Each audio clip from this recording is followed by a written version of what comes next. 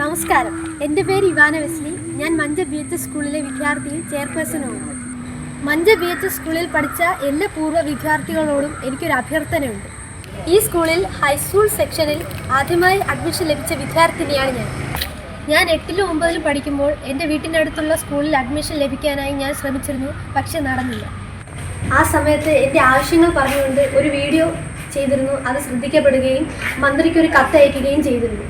ഇതേ തുടർന്ന് നമ്മുടെ സ്കൂളിൽ പെൺകുട്ടികൾക്ക് പ്രവേശനം ലഭിക്കുകയും ചെയ്തു.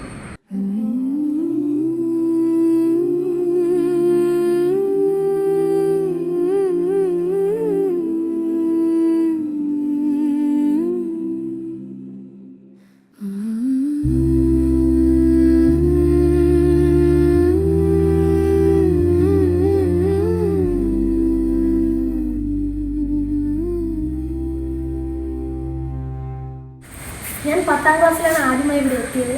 ആൺകുട്ടികൾ മാത്രം മത്സരിച്ചിരുന്ന വൈസ് ചെയർപേഴ്സൺ സ്ഥാനത്തേക്ക് മത്സരിച്ച് ജയിക്കാൻ കഴിഞ്ഞത് എനിക്ക് വളരെയധികം അഭിമാനമുണ്ട്. തുടർന്ന് 11ാം ക്ലാസ് ഞാൻ ഇവിടെ തന്നെ പഠിച്ചു. അടുത്ത വർഷം ഇവിടെ തന്നെ ഉണ്ട്. ഈ സ്കൂളിലെ ചെയർപേഴ്സണാണ് ഞാൻ.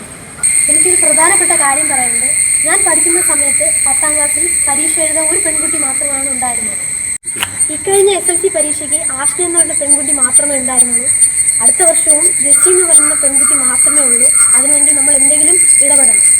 ഈ അധ്യയന വർഷം ജെസ്സിയോടൊപ്പം ഏതാനും പെൺകുട്ടികൾ പഠിക്കാനുണ്ടായിരുന്നെങ്കിൽ എന്ന് ഞാൻ ആലോചിക്കാറുണ്ട്.